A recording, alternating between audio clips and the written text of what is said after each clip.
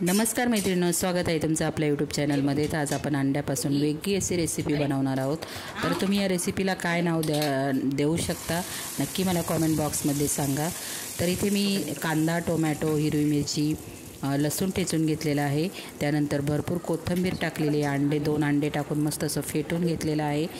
तर इथे बघा, पहिला आपल्याला तवा मस्त गरम करून घ्यायचा आहे, तेल टाकायचं आहे खाली आणि त्यानंतर आपण जे मिक्स केलेला अंडा आहे ते आपल्याला अंडं टाकून घ्यायचं आहे। या अंड्यामध्ये मी कांदा, टोमॅटो, हिरवी मिरची, लसूण, थोडीशी लाल मिरची पावडर टाकलेली आहे, कोथिंबीर टाकलेली आहे। मस्त व्यवस्थित फेटून घ्यायचं हलकं होईपर्यंत। तर आपल्याला अंडं थोडंसं तळून द्यायचं आहे खालचा भाग आणि त्यानंतर वरून आपण चपाती ठेवणार आहोत त्याच्यावरती।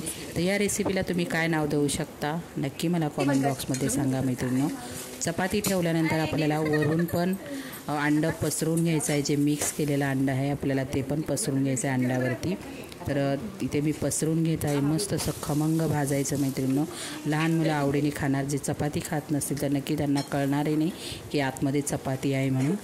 तर लहान मुलं खाणार असतील तर हिरवी मिरचीचा कमी वापर करा, थोडीशी मिरची पावडर टाकायची। तर इथे कमी गॅसवर आपल्याला मस्त असं तळून घ्यायचं आहे अंडं, कमी गॅस ठेवायचा। तर हे तुम्ही लहान मुलांना चटणीसोबत किंवा सॉससोबत चटणी बनवू शकता, याच्याबरोबर नुसतं खाल्लं तरीही छान लागतं।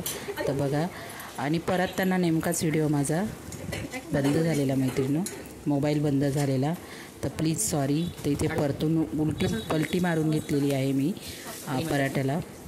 तर मी पराठा बोलते, तुम्ही काय नाव देऊ शकता नक्की कमेंट बॉक्समध्ये सांगा। मस्त असं कमी गॅसवर खरपूस भाजून घेणार आहोत मी आणि मी सॉससोबत खाणार आहे मैत्रिणींनो। तर कशी वाटली ही रेसिपी नक्की एकदा कमेंट